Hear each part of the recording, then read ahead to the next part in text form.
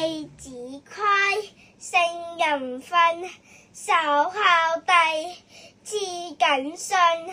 泛愛眾，而親仁。有餘力，則學芸。日則孝，父母呼。英明勃，父母命。行勿懶，父母教。須正聽，父母責。須信誠，冬則溫，夏則靜。晨則省，昏則定。出必告，反必面。居有常，業無變。事雖小，勿擅為。